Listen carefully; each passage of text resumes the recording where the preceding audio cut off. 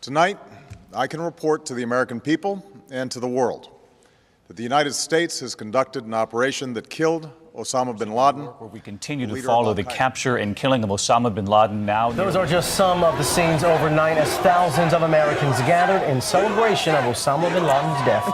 Former Navy SEAL Rob O'Neill says he has thought about the mission every day since that May Day in 2011. For multiple conversations you had with Rob O'Neill over the past year and a half, how'd you get access? And you described that his head kind of exploded when you hit him. I actually hit him 3 times because I shot him twice when he was standing and once on the ground. That is the fucking American badass right there. Go, go, go. We are not going for fame and we are not going for bravado.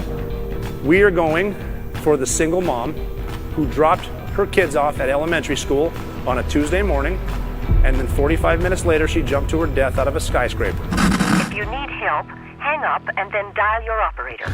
I'm Rob O'Neill, and this is the Operator Podcast.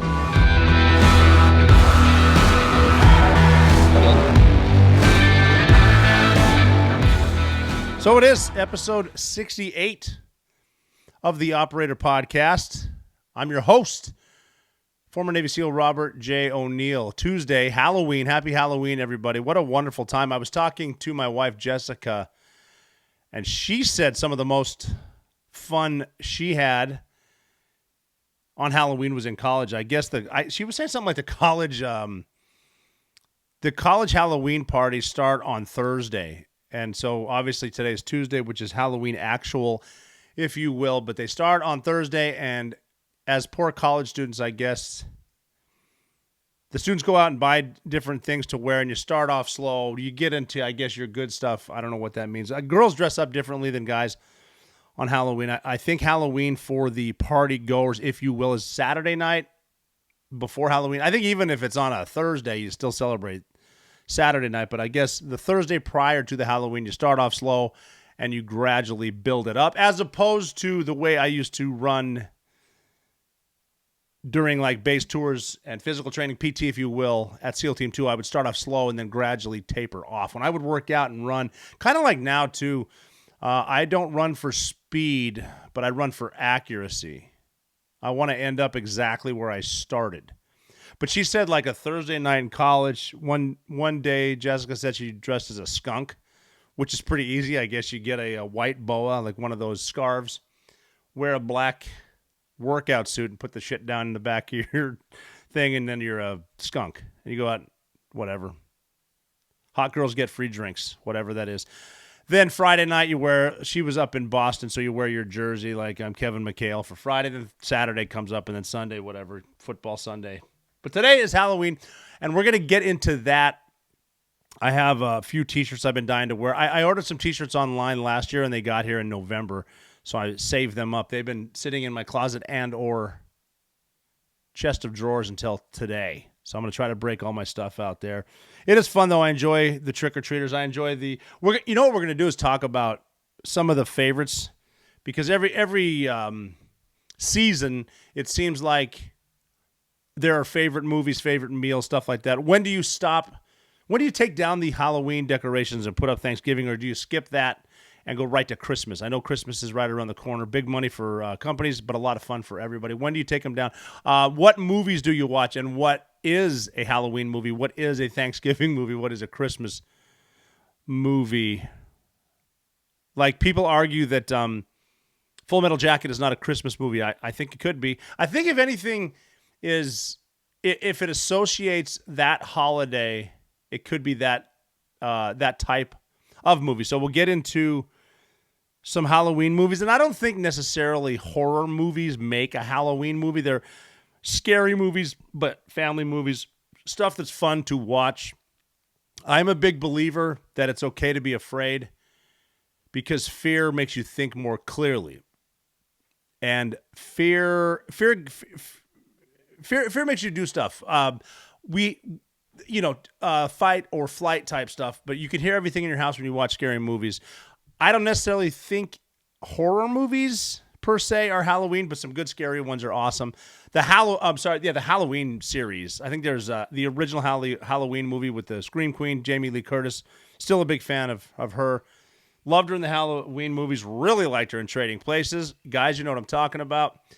That's more of a Christmas movie, Trading Places, but nonetheless a great movie. But the Halloween series, I think there's 10 sequels, and they're all great because, I mean, Michael Myers is an awesome.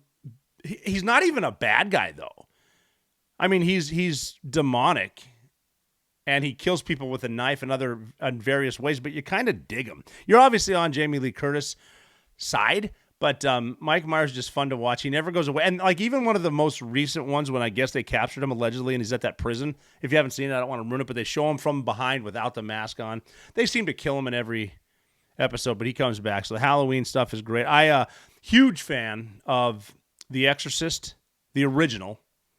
2 wasn't great. 3 was just there's a scene in there. I won't watch 3 again, but I watched the new one last night because I needed to report on it and give you my feedback because I'm a big fan of The Exorcist. Big fan of how it came up, how William Peter Blatty wrote The Exorcist, the movie, and what happened in the movie. Just overall scary because I think movies like that, and I'm going to go over my top 10 Halloween movies for different reasons, but movies like me personally, having been overseas, having seen the things that I've seen, the things that my team and I have seen, obviously real threats, gunfights, explosions, car bombs, IED, suicide bombers, things like that. I'm not afraid of a dude with a knife coming into my house because, I get another kill and a free knife, whatever. But I think that like the faith-based movies, the demonic type movies that I don't want to run into a knife-wielding maniac in my kitchen at 3:30 in the morning, right around the witching hour. I definitely don't want to run into a demon in my closet. So that kind of gets the back, again, when fear comes in, watching The Exorcist last night, the new one, you can hear stuff in the house and you kind of look for things. Even this morning waking up, didn't have any bad dreams, but I went downstairs. I'm clearing my corners as I went to make my coffee. But Halloween is one of the best ones. Like even growing up, we'll go over the candy thing too. We talked about candy a week ago. I want to go over my favorites and my least favorites. And people have argued. I brought up candy corn and black licorice. Nobody likes black licorice. But I got a call from Tiny. I got to get Tiny on here. I've talked about him before. Worked with him at SEAL. He was one class behind me at Buzz. We were together at SEAL Team 2. Ton of stories there. He was at SEAL Team 6, and then he worked security for me. But I said nobody likes black licorice, and he called me and said, I like black licorice, which is fair. I'm not going to argue with him. He could tell me he likes to eat pavement. Cool. Enjoy. Watch for your teeth, bud. But he was cool because he hit me up and said that he'd been listening to the podcast. And it meant a lot to me when Tiny said, I listen to your podcast, and it's like sitting in a room with you again. Tiny's one of my best friends, and just sitting there listening to my stories, it's pretty cool. Because no shortage of fun. Definitely some adventures. Speaking of Jessica, Tiny asked if Jessica doesn't like him. I said, no, she doesn't. Not that she doesn't like you. She doesn't like us. Because back in the day, back in the recent past, me and Tiny have had some good times. But he likes black licorice. I don't. I like candy corn. Some people claim it is the worst. I think candy corn gets a bad rap. I like it. Now, I have an issue with, I don't trick or treat anymore. But if I did, because back in the day in Butte, Montana, I would carry a pillowcase around, and you just fill your pillowcase with candy. I don't want some dude dropping a handful of candy corn in my bag, because I don't know where that hand has been. I don't want to know, but the candy corn, I don't know if it comes in a one of those boxes. But if it does, throw that in there. I also was a big fan. I was talking to one of my daughters yesterday, and she said that she got full-on candy bars instead of like the minis. And I asked her why, and she goes, creative people, creative kids that come to the door,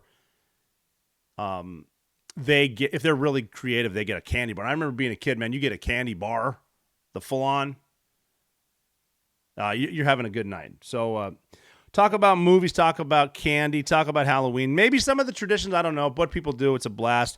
I will need to get into some current events because there's just stuff going on, and unfortunately, due to the media getting blasted in your face, the 24-hour news cycle, social media, TikTok, Instagram, Facebook, you kind of hear stuff and then you forget about it, and some things take a back burner. Some things take a front burner. Obviously, what's going on in Israel, Hamas, what's going on college campuses around the world and restaurants, and the stuff in Russia. Pretty bad stuff going. Speaking of scary, it's getting scary. World War III is scary. Holy War is scary. A lot of wars based on religion. And I don't think religion is the problem. I think religion, I'm not going to do this today. It's Halloween. But it always goes back to the same place. I don't think religion necessarily is a problem. It's what man does with it, like everything else. Every other problem is because of what man does with it. Because we can say that God is great, but then all of a sudden they suck because they don't, like, what did George Carlin say? Do you believe in God? No. Boom, dead. Do you believe in God? Yes. Do you believe in my God? No. Boom, dead. So it's whatever man does for, a lot of times for personal gain, usually for personal gain, what they can do for themselves, some religions have been changed simply because a king in England couldn't get a divorce. So he just started a new religion. New religion. I used to wear New Religion jeans too. But a lot of stuff going on, a lot of things that are affecting the economy, a lot of stuff going on here, everything from the open borders to the administration that's in the office now, printing money, making your money worth less. I saw today, I think that a Big Mac,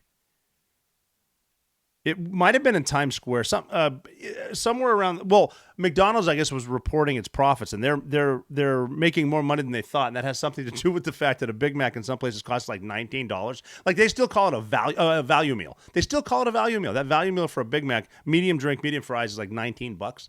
The cheapest item on there, I think in Times Square. Again, I'm saying that because that's a pretty expensive place. The cheapest thing of small fries is $2.49. That's a lot for smaller to fries. And I had a platoon chief once that he did some basic math. If it's $2.50, he said that it's simple. The $2.50 plus $2.50 is $4.50, which to me the math doesn't add up. But what it is funny talking about stuff like that. This dude was telling a joke on Instagram the other day, and he said that he found a new employment in the a side gig, a side hustle, and he said, what I've been doing is I've been giving blowjobs in the alley. And the guy looked at him and goes, that's a horrible idea. You shouldn't be doing that. And he said, no, it's fine. Last Saturday I made $350.50. He goes, oh my God, who gave you 50 cents? And he goes, well, all of them. It's a lot of math, but not my joke. Someone else said that I don't want to give credit where credit is not due. But we're going to get into things like that. And I, again, apologize for the sailor mouth. I was enlisted in the Navy for a long time. I worked with a lot of great people, and our job was to go over and hurt people. So I'm not a good politician. I'm not squeaky clean, and I don't type words up on my pages where I put a little star in the U for the F word. It's like, you know what? Either you take it or leave it. This is what you get. But that is the Operator Podcast. It's going to be fun. We're talking about Halloween today, and it's going to be a good time, so I'm looking forward to it. What is happening in the world, though, it's disturbing because I think a lot of our kids are being told the wrong stuff, and they're not using their heads. Like I've mentioned this, and you hear it a lot now too. They say, from the river to the sea, Palestine will be free. And what they're not, first of all, ask them on the map where Israel is. They probably can't tell you. And then when you say from the river to the sea, which river do you mean? And show them a map, and they might point to the Euphrates, not even knowing how to pronounce it, not realizing that's actually in Iraq. But it's the Jordan River on the border of Jordan and Israel. On the east side of Israel, the West Bank is the western side of the Jordan River, and then the sea is the Mediterranean Sea, and that's the Gaza Strip and the West Bank. And what you're actually saying is from the river to the sea, Palestine will be free. And what does that mean? Well, we're going to get rid of Israel. And how do you get rid of Israel? Well, we talked about man's version of it. We don't like what they do, so we're going to kill them all. That doesn't seem fair to me. Jewish people have been persecuted forever. The reason Israel is there is because of what happened in Europe and, parts of Russia and Ukraine in World War II. Started in the 30s, but that's not the first time Jewish people have been persecuted. But after World War II, after the atrocities and atrocities is not a proper way to describe what happened in the Holocaust. Words don't describe what happened to those people and how they were ripped from their houses and the death camps, the labor camps, the experiments that doctors did on Jewish patients. And don't think that they were using anesthesia, stuff like that, the horrors of what happened to the Jewish people. And after that, the world was big in the whole never again, never forget, stuff like that we seem to forget about. And so the world pretty much agreed that the Jewish people displaced in Europe and Russia and all over, pretty much all over the world, because you got to figure when a lot of Jewish people from Germany and Europe, Poland got on boats and tried to come over here, they were turned away by the United States. Had to go back. But a lot of people nowadays are just saying that it didn't happen. It's made up. The Holocaust is made up, which is nonsense. But that's what they're saying now, and you see it happening again and again. People are like, they're even saying right now with what just happened in Israel, well, no pictures, no proof, which is complete nonsense because you couldn't handle it. This isn't a movie. And all these liberal professors running around preaching how bad Israel is, they couldn't handle this shit. That's why they have a cushy little job in a air-conditioned / heated classroom. Because, they can tell you about stuff that someone else told them, but they don't have any experience. They're telling you how bad the Jewish people are. Because they love being victims. They love professional victims. They see the Palestinians as victims and the Jews as oppressors. The Jewish people as oppressors. But in 1948, the United Nations, which is one of the scummiest organizations on the planet, they all agreed to vote. And I don't know why, but you got to have a vote. I think Iran is on the... what is it, the Humanitarian Council or Human Rights Council or whatever? Iran. Let that one soak in. But we need to vote because everyone's got to vote because of equity. We're all the same. They voted on Israel, and 13 minutes after the vote, President Truman was the first world leader to recognize Israel as a sovereign state. So they went there. That's how you get Israel. Voted on, legal. A lot of people that are yelling about from the river to the sea can't find Israel on a map. And you know what else? They can't find Palestine on the map. You know why? There isn't one. There was a woman I saw the other day talking about how you got to save the oppressed people of Palestine. I mean, there's a lot of stands out there with oppressed people. Not great parts of the world, but there's no Palestine either. But they get these talking points where they don't really realize what they're saying, to the fact that they see stuff on TikTok where it's okay to go around tearing down pictures of kidnapped babies, where they're from. I mean, I saw someone crossing out kidnap and put ceasefire. The ceasefire would do no good. The ceasefire would tell Hamas to rebuild and do it again, and Israel can't have that. The Israel needs to go into the Gaza Strip and wipe out Hamas. And Hamas's tactic is to put people in hospitals next to weapons. They launch missiles right by them. Their headquarters are underneath hospitals.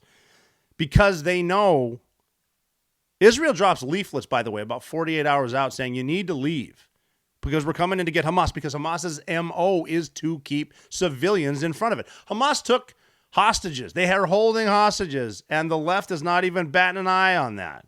From the river to the sea, they have hostages. But what they want, Hamas wants, is Israel to crush them, and then they can show all the... I hate the fact that kids are getting hurt in the bombings. I hate the fact that innocent people are getting hurt. It sucks, but that's Hamas doing it. Israel is not occupying the Gaza Strip. Hamas is. Hamas won't let people leave. They'll kill them if they leave.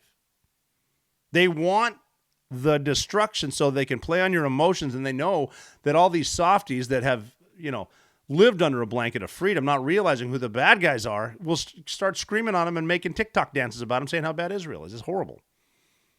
I saw a video, believe it or not. Okay, they're going to lie to you. I was a battlefield interrogator for a long, long time. I've looked terrorists in the eyes. I have some pretty naughty pictures, too. I'm not going to release those just yet. But I'm talking straight up mascara-wearing Al-Qaeda dudes that I'm interrogating. And they lie to me. They lie to you. Hamas is lying to you now. They put up actors in different places. And there was one yesterday that they were not that there's not people getting killed. There are people getting killed, innocent people getting killed. It sucks there. It sucks in Ukraine. But who's doing it?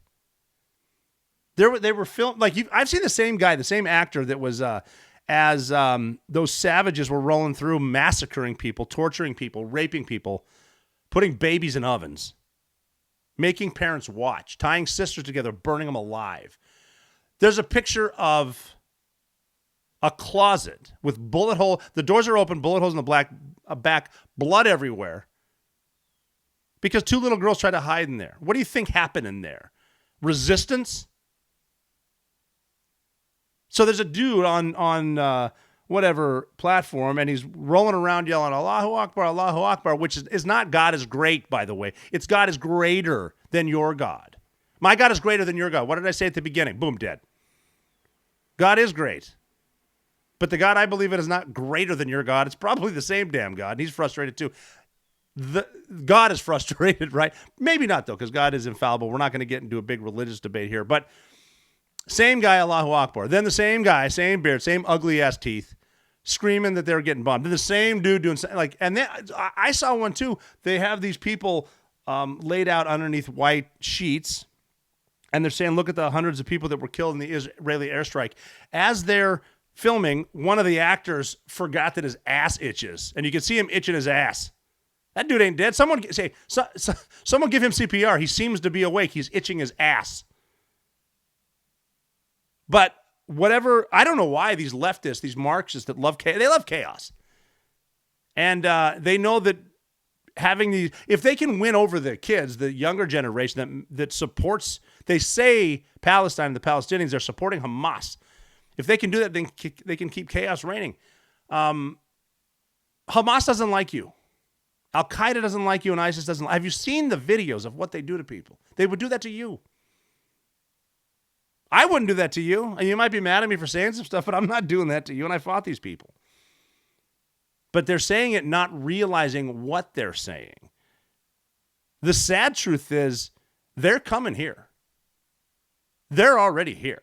Since Joe Biden was elected, 20 million. Is it 20 million? Might be. I'm sorry, 10 million. 10 million because I remember the number 10 million because that's how many people have come here since Joe Biden was elected. 10 million, which is the most ever, year by year. And I remember it's 10 million because that's 3 million more than the city of New York. So 3 million more illegals have crossed the southern border than the city of New York, which is, I don't know if you've been to New York, but if you haven't, there's a lot of people there. Somewhere in there are bad guys, and not just from, China, yeah, but all over the world, speaking different languages, coming here. You think they're not going to try to rise up here? And where's an easy place to go? Gun-free zones, right? Where's a good gun-free zone? Probably your local college campus, the place where they the college students, the college leftists are screaming how much they support Hamas and screaming defund the police. When Hamas shows up at a university campus and starts doing what Hamas do, who are the first people screaming to get rescued from the devils? The college kids. And to whom are they screaming? The police. Defund the police, from the river to the sea. Somebody fucking come get me. And I'm not trying to be a downer on this whole happy Halloween, because believe me, if I could push a button and make everyone get along, that would be great. But a lot of people wouldn't be getting what they want. Even when Yasser Arafat was running the PLO, and they had, I think, the Camp David Accord in 2000, where Bill Clinton arranged for the Palestinians to meet with the Israelis to talk about a two-state solution. There is going to be no two-state solution, by the way. Hamas does not want it. The Arab world doesn't want it. A lot of the bad guys in power, especially Iran, I say it differently because I really don't care. Syria and Egypt, they don't really want it because they can kind of say Hamas did it, we didn't. We're funding over $1.5 billion to both Jordan and Egypt. Why? They're not doing anything. Israel just put up a paper out where they said, why don't we just relocate the Palestinians to the Sinai Peninsula? Not a bad spot, right near the Red Sea, the Suez Canal. Don't swim in parts of the Red Sea because of there was a really bad shark attack there. I'm not getting into that because I love sharks, and sharks get a bad rep too. But there's land there. They said they want to put them in like a tent city and then restructure a city for them to live, but that doesn't do well for the jihadis, so they don't want that. But that's a proposal. Saudi Arabia's not taking the Palestinians, neither is Jordan. I doubt Lebanon's taking them. Nobody wants them. They talked to the Palestinians and said, why, with all the money that, they say the UN is giving him, but basically all the money that the United States and Israel is giving him, why don't you build bomb shelters instead of all these tunnels and all these fighting positions? And the guy said, well, that's not our responsibility. That's the UN's responsibility. So an elected government, Hamas, because the Palestinians banged my head against the fucking wall, elected Hamas. They don't want to take care of their people. They admitted it. The UN should do it. The UN, by the way, speaking of New York, that's where the UN headquarters is. That needs to be moved. New York's so screwed, like the rest of us, as far as taxes, because, again, leftist policies coming home to roost. New York is complaining about it. They were all about being a sanctuary city until the sanctuarians started showing up. Now they can't do anything. Hotels make a lot of money because the government, taxpayers, pay for the rooms. They're going to keep putting them up because the government, Uncle Sugar, is going to pay because he doesn't audit himself. But they're starting to say, we need more revenue. Well, there's a lot of great land there, east side of New York, where the UN is, the useless UN. They need to be moved. Tear that building down, or actually turn that into a homeless shelter, or high-end apartments, which you could, and put the UN somewhere else. Not necessarily a bad part of the world, because a lot of the dignitaries, the honorable so-and-so, comes from a shitty part of the world. But put it somewhere where there's real people. Like, nothing against the Midwest, but put it in a flyover state. Put the UN there. Stop giving them motorcades and protection and Michelin star restaurants to eat. Put them somewhere where there's real people. Americans are paying the majority. Put them in an American city. Let them deal with Americans for a while. Or why not throw them in Gaza? Get them out of New York. Give them to Kiev. Throw them in Ukraine. You see a former diplomat from Ukraine was coming out talking about all the corruption. And I guess the Ukrainian government was saying you need to sit down and just do your work. Don't stop spending so much. Spending what? Spending the money you send them. Money, money, money. Corruption going on. I'm not going to be depressed because we are going to get into the Halloween spirit. I don't want to talk about inflation. I don't want to talk about I do need to bring up the potential economic meltdown, because it is threatening your savings and retirement. I'm giving you one piece of advice, because inflation, like I keep mentioning over and over, is at a 40-year high, and you budget every time you go to the grocery store, but it pinches your wallet. Gasoline prices have doubled since 2020. Your monthly bills are escalating. Inflation is that evil silent force that eats away at your purchasing power and ultimately your ability to save for retirement. Don't let this happen to you. Protect your retirement with my good friends at Allegiance Gold. Alex Mark and his team, they take the time to help you understand your options and make the best decisions for your future. Whether your goal is to own physical gold or silver, or protect your IRA or 401k, the professionals at Allegiance Gold are ready to help. They've earned the highest trust ratings in the precious metals industry and have built relationships based on integrity, expertise, and impeccable service. Check out Allegiance Gold at protectwiththeoperator.com. Do it today, protectwiththeoperator.com, or give them a call, 844-790-9191. 844-790-9191. There you can get up to $5,000 in free silver on a qualifying purchase. Do not wait. Protect your future now with Allegiance Gold. Again, go check out protectwiththeoperator.com or give Allegiance Gold a call at 844-790-9191. But it is Halloween, so I'm not going to take up all your time. You need to get your stuff on, put some makeup or whatnot on, get your kids out there. If you don't have kids, go out there and have fun. Get some candy and whatnot. Candy is good. I like candy. I know, there's a lot of people on the internet who don't eat sugar, which is great. Be healthy. That's fine. It's actually great. Myself, I have a bit of a sweet tooth, and I like candy. And I mentioned earlier black licorice and candy corn. I personally think black licorice we're going to talk about scary movies, especially The Exorcist, one of my favorite movies of all time. If the devil liked candy, he would eat black licorice. Now, candy corn, I have some right here. I bought some candy corn yesterday because I was shopping for the trick-or-treaters to come to my house, if they do. Sometimes, I've lived in places before where my wife and I have had big bowls of candy, and we've had no trick-or-treaters. I think, no kidding, the past couple of years, we've had a whopping 4 total.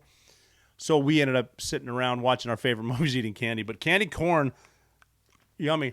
Gets a bad rap. It's usually at the bottom of the barrel. I like it. I think it's good because it's It's versatile, I think. I enjoy the taste, and I just like sweets in general. But I'm looking through lists here, and again, I have a list of things. I have notes. I have magazines out. I'm trying to stay on top of everything, but I'm not necessarily organized today because it is fun to look around. It's kind of it's not necessarily a day off. I think you're probably working. I'm working. This is my job. But I have the computer up, and I'm looking at lists of favorite candies that are popular in America. And I have people that are listening overseas, too. I want to hear what's popular over there if you actually call it Halloween. What do you like? What do you do? I'm pretty sure in Ireland they hand beer to the kids. But here's a list of the top 20 most popular candies in America according to candystore.com. And they're not going to lie because they're a candy store. And candy's happy. Just ask Willy Wonka. But their list this year is number 1, Reese's Peanut Butter Cups. I mean, I can't even argue with that. That's a great, because that's candy, it's chocolate, and it's protein in the peanut butter. Reese's Peanut Butter Cup. And there's also different ways to eat it. You can just pop it in your mouth, or you can chew around the sides, whatever you like. M&M's are next. M&M's are a good one, too, because they come out with all kinds of different stuff, too. Obviously, the originals and the peanuts are the favorites. I'm digging the peanut butter M&M's myself because the peanut butter, the protein. I can lie to myself and say, good job, you worked out a few days ago and get you some protein. Number 3, I don't get this one because there's some of these that make the list for the top 10. They also make the bottom 10. I'm going to different websites. They have, I just said I like them. I'm not sure about number 3 being hot tamales. They're a good candy. I'm going to revisit hot tamales. I didn't like them as a kid. I'd rather went for like Mike and Ike. Similar looks, but a different taste. I like hot food. I like spicy. I love Rob O'Neill's top secret hot sauce. But in my candy, I don't need it to be hot. You can find Rob O'Neill's hot sauce on Amazon. Skittles, number 4. Good call there. A little sugary.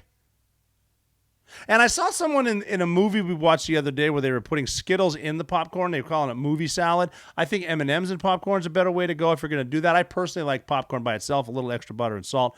M&M's on the side. But it is what it is. And then Sour Patch Kids comes in at number 5. That's pretty good. I like Sour Patch Kids. And then another controversial candy that makes the top 10 on some list, the bottom 10 on the other, is Starburst. I dig Starburst. I don't think there's a bad flavor. I think red and pink are the best, but I'll throw an orange down like the rest of us. So Starburst, all right. Hershey Kisses, I dig those too. I recently learned a good way to make hot chocolate at home.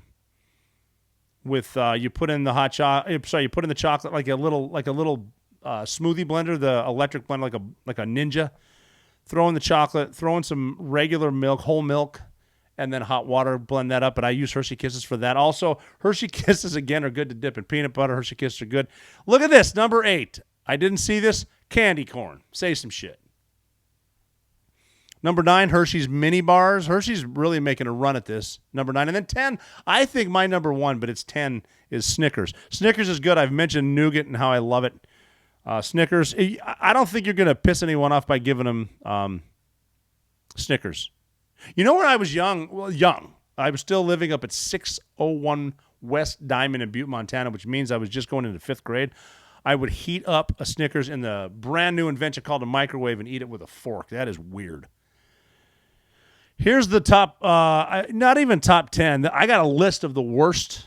This is from News Nation, so I don't know what they know about candy. They know it's a time to dress up, carve some pumpkins, indulge in, eat some sweets, trick or treat. I heard a good one, too, that if you have young kids and they go out trick or treating, obviously stay with your kids because it's dangerous. But when you get home, let them pick out a couple pieces of candy.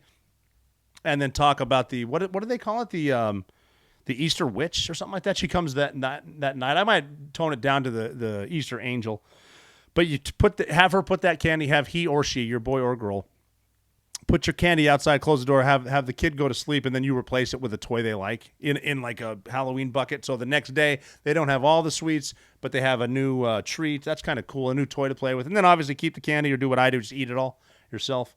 But then you can have, treats for the kids. But here is their list of worst candies. Top of the list, worst candy corn. followed by hot tamales. They were on the other one's top 10, but now they're the bottom, numero uno and dos. Candy corn hot tamales, followed by atomic fireballs, and then jawbreakers. Okay, bit of honey. That always seems sticky to me, like it's going to pull out cavities, if you have cavities. I got the old school cavities still, the ones you got in the 80s, where if you are old enough to know what the metal or steel or whatever the shit cavities you have, what it's like to bite into tinfoil. A lot of younger people might not know that sensation. That is horrifying. That's worse than licking one of those square batteries. But bit of honey, I always figured would pull my stuff out. They have Peeps on here, and I always consider Peeps more of an Easter candy. And then it goes to hot tamales that run the other list.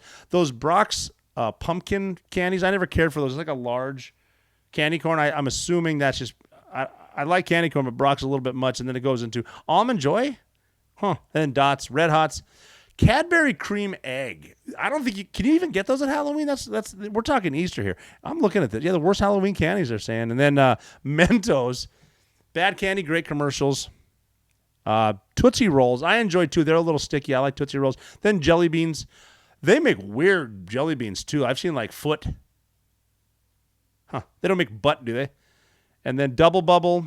It's a bubble gum. And then Lemonheads. Lemonheads I dug. They're kind of like a poor man's Skittles.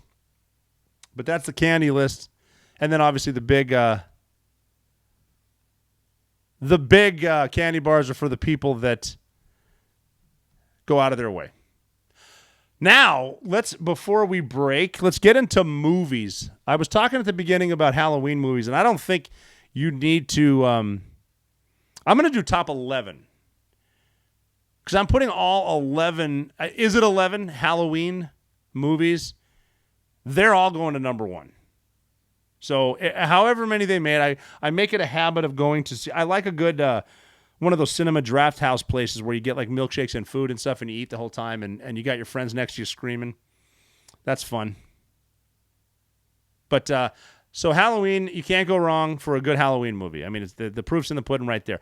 My favorite movie of all time is The Exorcist. And I'm not sure that's a Halloween movie, but it sure is scary. The scariest movie of all time, they say. It still bothers me. I started watching The Exorcist because when I was on deployment in the Middle East in 1999, 2000, we had these flats in an apartment complex called the Lanai Plaza. I'm at SEAL Team 2, and that's where when the term pipe hitters became popular because of the movie Pulp Fiction. But we had some pipe hitters where you need to be able to bench press at least 300 pounds. That was a thing. We had some dudes you've heard about, I think. Drago was in that platoon. Jocko was in that platoon. A couple other dudes that were just studs. Steve Drum was in that platoon. You can see him on the internet. Great public speaker. Handsome ginger like myself. A couple other guys that all good, all great dudes. And so, but when we were over there, I started watching the movie Exorcist. I saw it for the first time there because Jocko told me something about you should watch this movie every single day until it stops scaring you, which I did and have been doing because it still scares me. But my favorite movie is The Exorcist. We have the Halloweens are at a different level. Then we go The Exorcist. And I'm not going by horror or necessarily family friendly. I try to bounce it around. If you have a young kid, don't watch any of The Exorcist with them. Just bad juju. I'm going to get into The Exorcist in a minute because that's just the entire story about The Exorcist is fascinating and what I learned in my trembling history since then. But The Exorcist, Addams Family. Now, there's a family movie. I love that. I love Raul Julia. Gomez is probably the greatest character as far as I'm concerned in cartoon / pinball / movie history. The Addams Family pinball I had at my house a while back. I had to sell it because I don't have room in my new place. I will get it again. I learned how to play the Addams Family pinball game at the Voo Villa in Butte, Montana. And I was one of the top 3. I was not the best. I think it was either in between Derek Hendrickson and Ron Haskett. They were the best. I was a number 3. But eventually, I'm sure they got to the point. You know, there's a level in a pinball machine. I think they got to a point where they took that out so they could cheat. I'm standing by that. But getting the mansion tour in Addams Family, or getting the Mamushka, which was awesome, Raise the Dead, and what was it? Multi-ball. Yeah. Anyway, Addams Family's a good one. Now, at number 3, not including the Halloween thing, but my number 3 is Smile, for horror's sake, because again, you're getting into demons. If you haven't seen Smile, it's a great movie, very scary. It's more in your head, and if you're by yourself, if you are jumpy, watch it at noon. Give yourself a couple hours afterwards of watching, like It's Always Sunny in Philadelphia or The Office, something that's going to get your mind right. And I follow Smile with one of the scariest movies I've seen is The Ring. And I think that's scary simply because I didn't know what I was getting into. I was at SEAL Team 2 at the time, and I went to see The Ring by myself at night. And then I was living in a house with 2 roommates. Mike Sowers from Forge was one of them. He was out of town on a trip, and the other, Kiwi, was there. He was on a trip. I'm by myself in a 3-story house after watching The Ring. Excellent movie, excellent characters, very unique storyline. But that girl coming out of the well, man, that still gives me hoo-yah-hey. I mentioned the knife-wielding maniac. If I go down there at 3 in the morning and there's a little girl with black hair, guess who's breaking a land speed record jumping out the window? That's me. So I follow The Ring with The Devil's Rejects. Very entertaining. Speaking of The Office, I don't like what happens to Dwight, but The Devil's Reject, Rob Zombie, Sherry Moon Zombie playing the character Baby. She's like a really, really evil Sweet D from Always Sunny. A lot of Always Sunny and Office references. But The Devil's Reject, a classic that you can watch with kids. It's very funny because entertaining. Parents will get the jokes. Is Young Frankenstein. Timeless classic. Another classic that I love, not necessarily Halloween, but Ghostbusters. The scariest part of that movie is at the beginning when you see the librarian and she's shushing him, and all of a sudden that big zombie comes up. But Dan Aykroyd's in that, obviously. Bill Murray, Harold Ramis, who I think wrote all those classic movies, Groundhog Day, not a Halloween movie, but an excellent movie. But Ghostbusters, go see that. The old one, not the new crap. The Shining is very entertaining. Eerie enough for the kids to kind of dig it, but there's subliminal stuff in there that parents know about. Great movie. Here's one you didn't expect. The Karate Kid. You tell me that's not a Halloween movie. You tell me when Daniel goes in there as the shower, and then Johnny's in there. Johnny and some of his boys from Cobra Kai are trying to smoke some weed in the stall dressed as skeletons. Karate Kid's a Halloween movie, and Full Metal Jacket's a Christmas movie. And then my favorite for kids that's good for the creepy value is Beetlejuice. Because, Beetlejuice, man. It's fun, and the actress who played Moira in Schitt's Creek is in there. It's awesome. And Winona Ryder's best performance, if there is one. And those are my favorite Halloween movies on Halloween. I just saw the new Exorcist, The Exorcist Believer. And it was, it's set up okay. Like, it started good. And they threw stuff in there from the past. A lot of flashes. Like, if you're watching that, put your phone down. Don't be looking, because you're waiting for the subliminal stuff, because the original Exorcist had all kinds of subliminal stuff in there. But the new one was okay. I didn't care for the ending. I think it was too quick. I'm not going to ruin it. It is worth watching. It's fun. It's not extremely scary because it really doesn't get into certain religions. It's more of a Caribbean-type vibe of voodoo. There is a Catholic priest. There's also a minister. I'm sure there's some snake charmers in there and weird stuff. And then the demons, to me, weren't as good as the original, because the original was the demon Pazuzu, who's a Mesopotamian demon, Mesopotamian demon Pazuzu. You knew who he was, and he was a good liar. Shit, he would have been a great reporter nowadays, just feeding you full of shit. He would have been great behind a podium. But, big fan of the original Exorcist. I like that because that's actually based on a true story, which is kind of weird. It's a kid by the name of Roland Doe was near Maryland in the 1940s, and he weird stuff started happening to this kid, Roland Doe. It was the Exorcist. The movie was written by William Peter Blatty, and based off of what happened in Maryland to this kid. His aunt showed him a Ouija board and how to use it, and we all know the Ouija board is pretty bad. It's really bad. I mean, the name Ouija itself, we and ja. So we in French is yes, and then ja is yes in German. So you're saying yes, yes, like enter me bad shit. But his aunt showed Roland Doe this, and weird stuff started happening to this kid in Maryland in the 40s. But that's, I don't think the right thing to play with, and I know the kids are getting into the cards and whatnot and reading your fortune, and personally, I think you're just kind of inviting bad shit in your life. A lot of us who went to war now come back and find themselves more religious. You'll see dudes that are complete badasses, but they're quoting scripture because there's, nothing wrong with that. Again, whatever religion gives you peace, that's fine. I don't have the answers there. But, we went over to Iraq, Afghanistan, and we went over there with the best intentions, but I think we brought some bad stuff back with us. And that's kind of the same thing with the with the games they play there, whatnot. I mean, even the original Exorcist was based out of Mosul, Iraq, where one of the characters, one of the priests, also a scientist, went to find some stuff, and like he was not necessarily an archaeologist, I don't think, but he found the statue of the demon Pazuzu. I mentioned him earlier. I'm tired of saying that name, the Mesopotamian demon. But back to Roland Doe, his aunt showed him a Ouija board, and then weird stuff started happening around the house. And back in 1949, they brought a Lutheran minister in to see him, and the minister kind of talked to the kid, and the kid was speaking different languages. He was speaking Latin, which is a language he'd never heard. And the Lutheran minister came out and basically said, you need a Catholic priest, the rite of exorcism. I think most religions have a rite of exorcism, but the Catholics are the most famous for it, especially because of the movie The Exorcist. And then in April of 1949, the priest had done several exorcisms on this kid, Roland Doe. They tried to keep his name out of it, but it was in the Washington Post.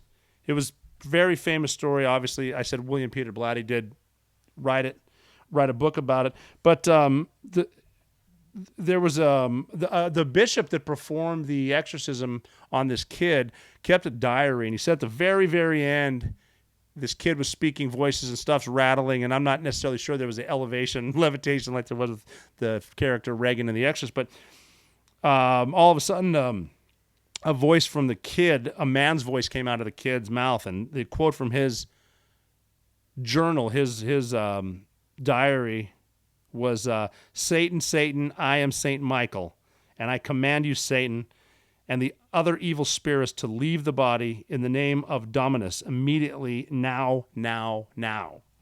And after months of unending torment, I guess the kid was fine. And he said all that, and he said in the name of Dominus, which is the Lord. And he's speaking that in Latin. That's what it means in Latin. That's the whole argument, too.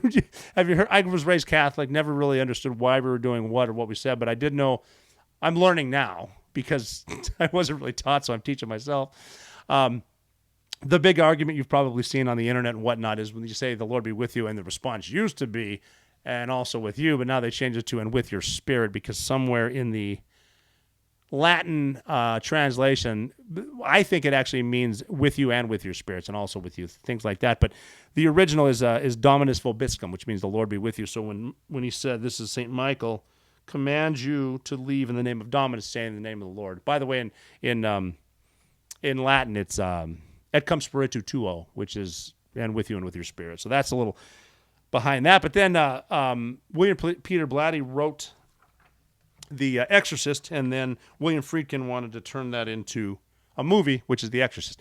And that was a story that was based out of Iraq. One of the characters went over there, Father Dyer, I think, and he found Pazuzu, and they brought him back. And it was the demon Pazuzu who was taunting Father Karras. He wasn't after Reagan, the little girl. He was after Father Karras because his mother had just died, and he was questioning his faith as a priest, so the demon went after him. And there was weird shit that went on during the movie. Like they had a thing made in Hollywood of Pazuzu, and that was like the one arm up, one arm down. You see it. That's Pazuzu. They shipped it to Iraq. I have this in a magazine I'm reading right here. They shipped it to Mosul, and it got lost on the way. And it was addressed from Warner Brothers to the care of the Ba'athist Party in Mosul. And somehow or another, it ended up in Denmark. So weird stuff happened about on the set of this movie. It's about the 12-year-old girl Reagan, played by Linda Blair. It was actually filmed in New York because of child labor laws. They had her working all the time. And they were, weird stuff would happen on the set, like the set burned down a few times. The entire set. Like there was excuses of like a pigeon flew in and it burned down at night or whatnot. And they didn't have the technology we have today. So the scenes in The Exorcist where they're breathing, you can see breath coming out, but they couldn't make it like they could today with like Avatar and shit like that. So they had to freeze it to below 32, below freezing, film for 10 minutes at a time. And then they had a scene where the demon's in there and you can see Linda Blair, who played Reagan, getting bounced off of things. And she's screaming, "Help, make it stop. It hurts. It hurts." Wasn't part of the script because she was attached to something around her waist in the bed, and there's a stuntman behind the wall yanking it, and she's actually screaming, "Make it stop, it hurts." Such a good take. They kept it. So that's weird. Family members were dying. The movie was released, and it was given decent ratings. They were saying that the people were experiencing fear, shock, horror, nausea. They said people were passing out and puking and lying. The movie made a ton of money. But there were so many things in there that they added just to make it feel weird. Like originally, there's a scene called the spider walk that wasn't in the original movie. That's when Reagan's upstairs. Like right before, there's a priest playing the piano, and Reagan comes down and she looks at the priest and says, "You're going to die up there." And they think she has epilepsy or whatever, and they're giving her Ritalin and shit. And she goes back up. Then after the party's over, she does a spider walk, which was actually performed by Ann Mills, who was a gymnast, where she's upside down coming down the stairs. They left it out of the original movie because they said they didn't want to get an X rating. Most horror movies were like B movies back in the day. The Exorcist is off the charts. If you see the remastered version with that'll send chills up your spine. They also had a stunt double doing the scenes. There's graphic scenes in there that they didn't have a 12-year-old actress do because it was so bad. And then the one where she pukes up the pea soup and you can see the death face, which is Father Karras' face with makeup and yellow teeth. That thing flashes all over the place the whole movie. It's freaky as hell. And what also they're playing in the bizarre scenes in the movie, in the background, if you really pay attention or mess with your audio, you can hear two things as they show the death face, which is buzzing bees and squealing pigs. You can sort of hear that, and they're flashing the death face most of the time so that not your periphery, but you see it without seeing it. And the buzzing bees and the squealing pigs are in the background because as humans, you realize, what do you think when you hear a bunch of buzzing bees? You're uncomfortable. And squealing pigs, something is getting tortured and killed. So that's there. The Death Faces Fashion. Excellent movie. Got two Academy Awards. Anyway, scary movie. My favorite. I love candy corn. I might melt a Snickers after this. I love Halloween. I'm going to conclude with a story I may have told before, but I need to tell it again because we've done stuff all over the place. We've done missions on Christmas, on Super Bowl Sunday, on Thanksgiving, on Easter, and one of my most notable was on Halloween in Afghanistan. Yeah, Afghanistan. It was after Iraq. So right around 2006, maybe 8. I don't know. It doesn't matter. Halloween, we were over there with a small crew in Afghanistan, and we were hunting down these Taliban bomb makers, and we rolled up on a place.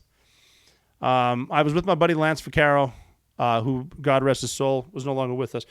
But he was there, called him Cobra, and he would always get in situations where he almost got hurt but didn't. And it involves our kick-ass snipers. I know everybody wants to be a sniper. One of our guys I mentioned in the book, The Operator, you may have read it, you may not have.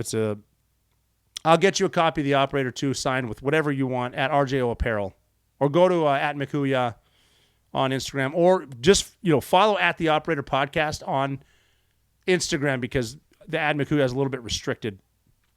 But you can find all that stuff there. I'll get you a book. I'll sign anything you want within reason. But this story's in there. On Halloween, we went after some IED makers on Halloween. We roll up to their house, and what we were doing was kind of creeping in to their house. I found myself in a 3-man position, and as we're walking in the house, the one man went left, my other buddy went right, and I came in. Now, I walk in the room, my buddy, I forgot what I called him in the book, but he's over here, and he is wrestling with this dude. They're in a fight, like a fist fight, and I'm 3-man, so I got this whole thing right here, and There's these two dudes. There's AKs next to them. These are obviously bad guys. I can just tell by the way they look, the way their guns are, and they've got some grenades and whatnot there. And I look at them, and they kind of wake up, and they both go for their guns. And I was able to say my only Hollywood line ever in combat. I started that gunfight with the words, "Trick or treat, motherfuckers." So that started. And my buddy, the number one man through the room, he had yet to kill a guy. And he looked at me, and he goes, "Damn it, Rob." He might have called me Nizro. Damn it, Nizro. Whatever. Doesn't matter. Not important story. He goes, "You always kill people. I never get to kill people. This is bullshit." And I said, "Well, throw that motherfucker in the middle of the room and shoot him." And he goes, the guy he got in a headlock or whatever, looks up and goes, No, sir. This is a bad idea."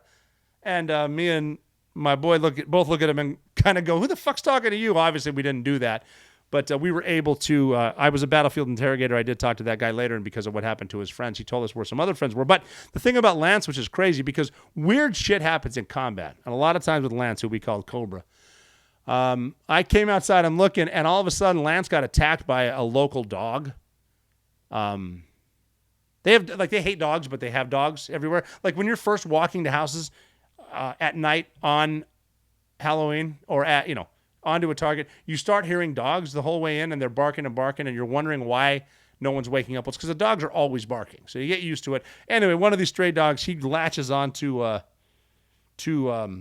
Lance, and Lance is kind of dancing around. These kids are lined up against the wall, God bless them, and he's getting bit by this dog, and he starts saying, "Can I shoot this thing?" And we're like, "Yeah, shoot it." So he gets a shot off. And for some reason, and he was so squared away, everything about Lance was perfect. The way he folded stuff, the way he put it away, the way he cleaned things, everything is perfect. A lot like my desk right here with magazines and shit. I'm just kidding. Lance had everything great. And he shoots it, but it jams, and he only gut shot the thing. So now the dog will not release his grip.